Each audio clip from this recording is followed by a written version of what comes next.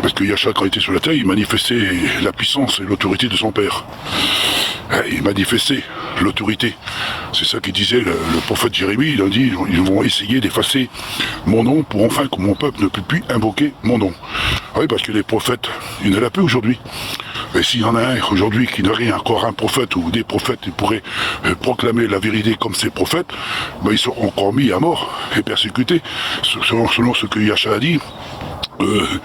Zacharie, vous l'avez mis à mort devant le temple, vous l'avez lapidé. Jacques, c'était un homme qui proclamait la vérité, on l'a jeté en bas du temple. Yahcha, quand il est venu sur la terre, il a proclamé la vérité, il n'a pas manifesté un nom. C'est pas parce qu'on dit Yahcha, ça y est, pour invoquer le mot Yahcha.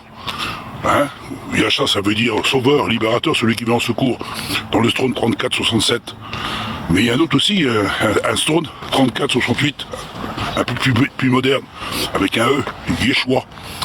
Yeshua, il a enlevé le A pour mettre le E, pour dire Yeshua, ou dire Yahcha. Mais c'est pas parce que on va dire Yeshua ou même Yahcha qu'on est sauvé. Parce que c'est un nom qui est au-dessus de tous les humains.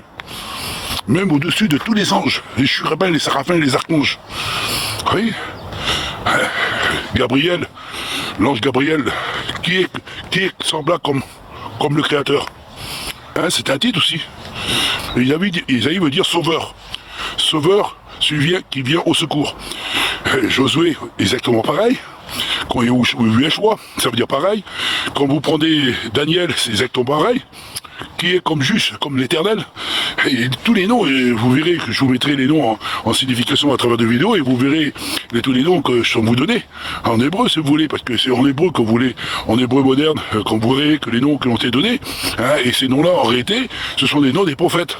Les prophètes qui portaient ce nom-là. Mais c'était un titre. Il s'appelait quand même Jérémie. Oui, il s'appelait Jérémie, mais quand on examine le mot Jérémie, ça veut dire sauveur.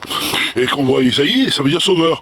Et si on regarde Ézéchiel, sauveur. Si on regarde Michael, l'ange Michael, c'est un sauveur, un Dieu puissant. Et si on regarde Michelek, ça veut dire roi de justice, roi de paix.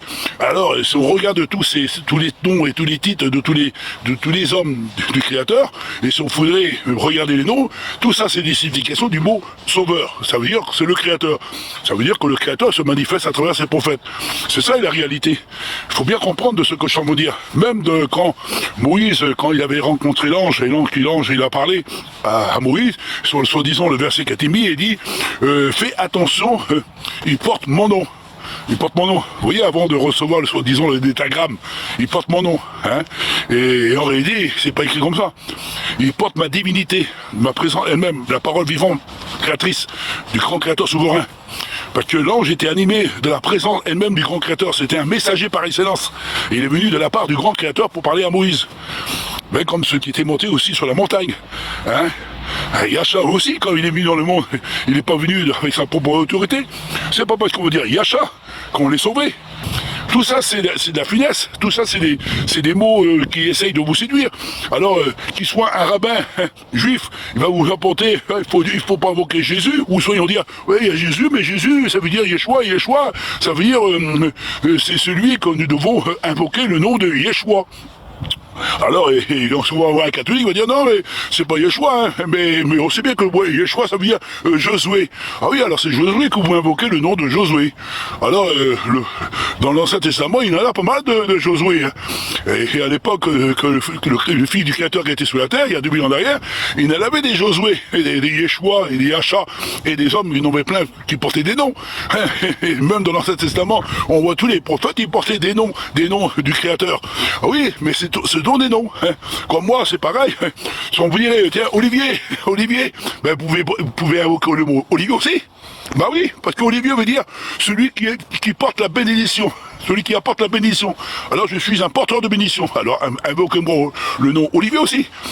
Et soit si toi tu portes un nom aussi, par exemple tu t'appelles, moi je m'appelle Isaïe, ben c'est pareil. Alors si toi tu t'appelles Isaïe mon frère, on va t'invoquer aussi, parce que Isaïe ça veut dire celui qui sauve. Alors c'est un sauveur, tu es un sauveur mon frère.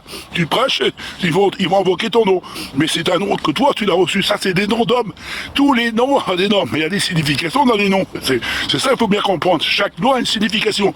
Il y a des noms qui ne veulent rien dire, mais il y a des noms qui sont mis en évidence. Et il faut les mettre en pratique, ces noms-là. Et que vous verrez que ça veut dire sauveur, libérateur, celui qui met en secours. Et c'est ça le mot Yasha. Yasha veut dire libérateur. Alors possible, je vous dirais libérateur, libérateur, sauve-moi. On veut dire Yasha, libérateur, libérateur, sauve-moi. On veut dire Josué, vous dites Josué. Alors Josué, vous invoquez Josué. Josué veut dire celui qui sauve. Alors ça veut dire sauve, Josué, sauve-moi Josué. Mais c'est un nom humain que vous invoquez. C'est des noms humains. Ce sont des noms d'hommes. C'est ça qu'il disait dans le Nouveau Testament, mais qui a été trafiqué le verset. Et dans l'Ancien Testament, ce n'est pas un nom qu'il faut invoquer. C'est pas un nom humain, ni un nom des anges, ni un nom d'une divinité d'un dieu. Parce que c'est pour ça qu'ils ont essayé d'effacer le nom. Et le nom qui a été effacé, c'est la divinité elle-même de la présence, elle-même de la parole créatrice. Parce que quand on voit Yasha qui était sur la terre quand il prêchait l'évangile, ben, les gens, les scribes et les pharisiens, ben, ils venaient et disaient arrêtez, hein. Tu dois pas invoquer, mais il disait pas toujours je m'appelle Yasha, que tu sois guéri au nom de Yasha. Il a jamais dit ça. Il a dit j'ai manifesté ton nom, ta divinité, ta présence. C'est pas le nom qu'on prononce, c'est la divinité de la présence elle-même du Créateur qui est en nous. Ma parole, ma bouche, là, ça vous dérange ce que je tente de dire de ma bouche, à travers de mon souffle, de ma bouche, ça vous dérange en disant que ce n'est pas un nom qu'il faut invoquer, mais c'est la divinité elle-même du grand Créateur souverain. C'est le Créateur souverain, mais son nom, on ne peut pas l'invoquer. Même dans l'Apocalypse, il nous dit on va recevoir son nom. Le nom du Créateur, on le recevra. On l'aura sous le front, sous le cœur, dans notre vie. Mais pour le moment, on a des titres, on dit Yasha, simplement. C'est pas fait qu'on dit Yasha, ça y est, qu'on est sauvé. C'est un titre. Parce que Yasha, c'est parce que c'était la personne qui s'appelle Yasha, c'est une fille du Créateur qui portait le nom de Yasha. Comme on leur dirait Isaïe qui portait le nom d'Isaïe. Et Abraham qui s'appelait Abraham, père de multitude. Et ainsi de suite. Et Olivier, ça veut dire Olivier porteur de bénédiction. C'est pas parce qu'il faut invoquer les noms des hommes ou invoquer des noms. Vous comprenez pas le sens réel de ce que je vous dis depuis des années. Vous flottez sur un bateau sans gouvernail. Vous regardez la lumière qui n'est pas la lumière. Vous regardez une lumière artificielle. Vous avez les yeux dans les étoiles, c'est pas possible, ou dans les nuages. Vous avez des oreilles, vous n'entendez pas. Vous avez des yeux, vous ne voyez pas. Mais en réalité, vous cherchez des noms pour dire quel nom qu'il faut invoquer. Alors, moi j'ai vu, c'est écrit, j'invoque le nom là. Alors j'invoque le nom de Jésus. Mais le nom de Jésus, il a 500 ans qui a été mis. Alors Jésus, ça veut dire Jésus. Mais quand on regarde, on parle au hébreu, en hébreu, comme ça on va s'examiner. Ah, ça veut dire Yeshua ou Yeshua. Alors on va invoquer le nom là, ça y est, mais ça veut dire Josué. Mais des Josué, il y en a plein des Josué. Il y a un Josué qui était présenté devant le Créateur. Et devant le Créateur, Josué, deux choses sous son vêtement, parce qu'il avait péché. Alors il a été présenté devant le Créateur. Josué, il y a plein des Josué sacrificateurs et des Josué. Hein. Mais c'est un nom qui est au-dessus de tous les noms qu'aucun homme ne peut le poser, ni dans le passé, ni dans le présent. Depuis que le ciel existe, depuis la création du monde, personne n'a reçu le nom du Créateur souverain. Mais c'est simplement une manifestation de la divinité, de la présence elle-même, de la parole vivante qui sépare corps et âme et esprit, de jugement et de justice à travers la parole du Créateur. Yasha a parlé et des multitudes de pains se multiplia.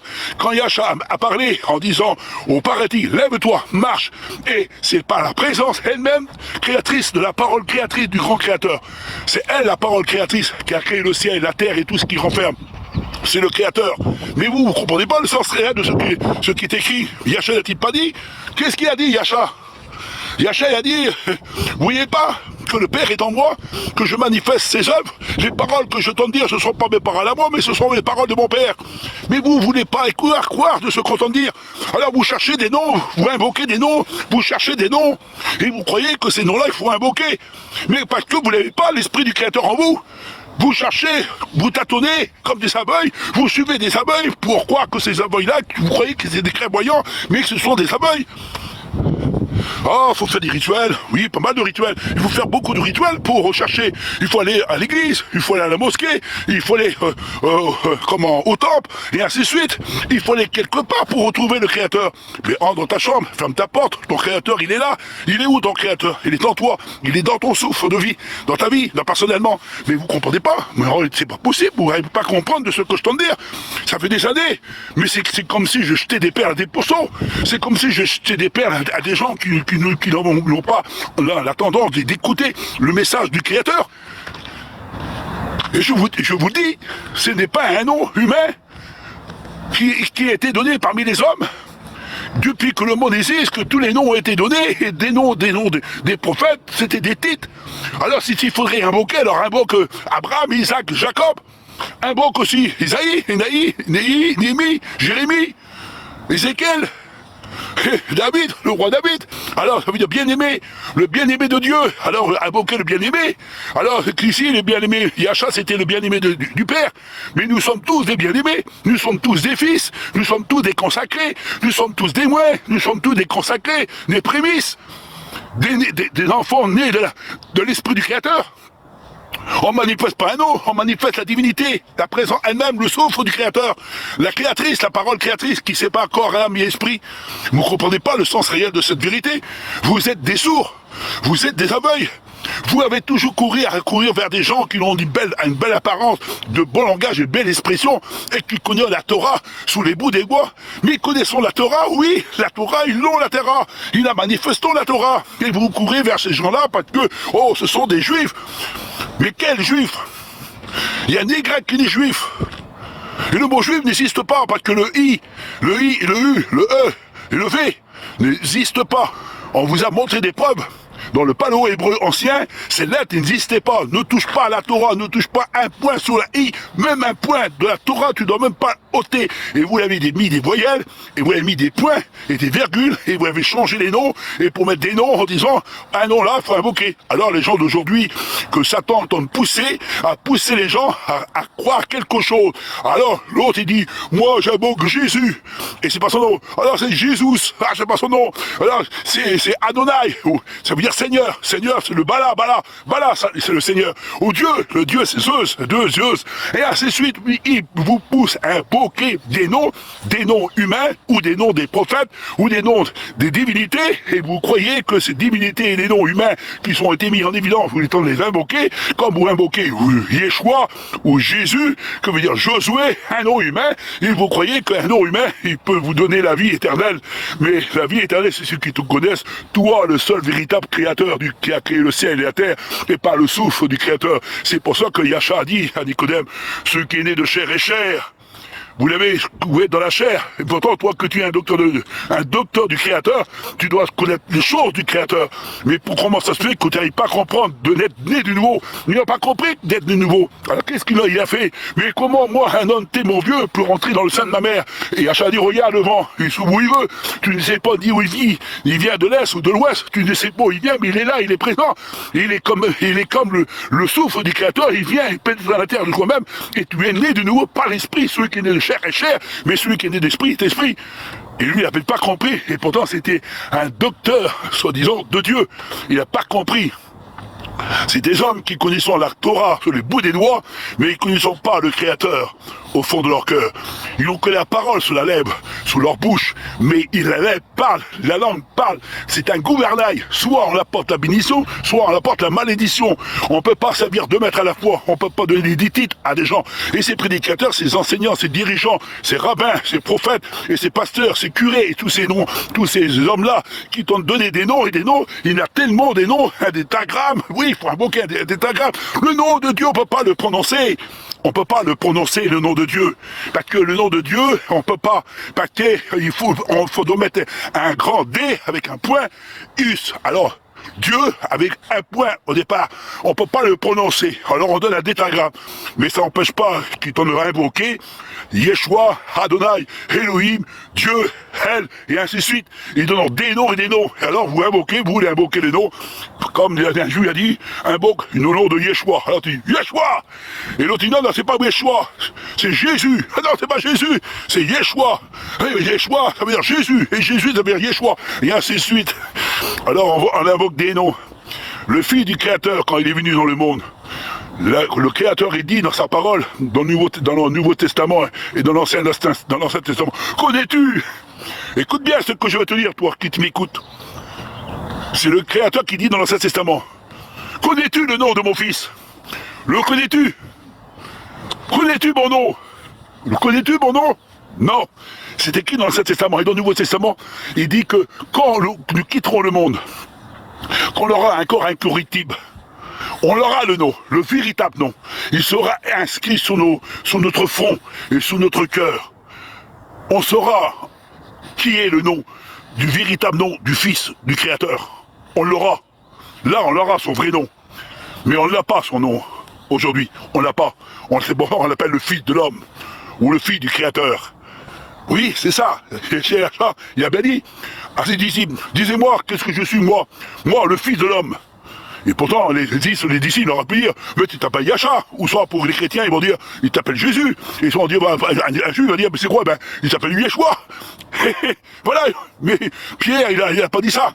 Il a dit, tu es le Mashiach, le consacré par l'esprit du grand Créateur souverain. Et nous savons que tu as les paroles de la vie éternelle. Donc nous savons que le Créateur est à toi. Comme Nicodème a dit, nous savons que tu es un docteur du grand Créateur souverain. Parce que Yacha, il y avait l'esprit du grand Créateur. Il a bien dit quand il rentrait à la cigole, l'esprit du grand Créateur est sur moi pour annoncer une bonne nouvelle aux pauvres, pour délivrer ceux qui sont captifs, ceux qui sont prisonniers, et dans l'ombre de la mort. Je suis venu pour purifier les lépreux, pour pardonner les péchés, et ressusciter les morts, par la puissance de mon Père. Mon Père se manifeste en moi. Vous n'avez pas vu que mon Père est en moi, que je manifeste les œuvres de mon Père, mais vous ne comprenez pas ce que je t'en vous dire. Il dit ici, mais montre-nous le Père. Vous n'avez pas vu depuis le temps que je suis avec vous? Vous n'avez pas vu que depuis le temps que je suis avec vous, que les œuvres que je viens de faire, ce sont les œuvres de mon Père. Je ne peux rien faire de moi-même. Tout le pouvoir m'a été donné dans le ciel et sous la terre. C'est pas un nom humain comme vous invoquez, mais invoquez le Père. Il a bien dit, rentre dans ta chambre, prie ton Père, qui est dans les lieux célestes. Mais vous ne comprenez pas ce que je t'en dis. Vous ne comprenez pas que c'est la parole vivante. Vous connaissez la loi sur les bouts des doigts, mais vous n'avez pas la loi vivante dans votre cœur. Vous n'avez pas la loi vivante. Vous avez des noms humains, des noms divinités, des noms qui ont été donnés par des hommes. Mais le vrai nom, vous le connaissez pas. Et un nom, c'est pas un nom d'homme, ni un nom d'un ange. Mais c'est bien supérieur qu'à cela. C'est la divinité elle-même du grand Créateur souverain, la parole créatrice qui a créé toutes choses. C'est elle qui donne la vie. Et si tu as cet esprit-là, l'esprit du grand Créateur souverain en toi, tu as la vie.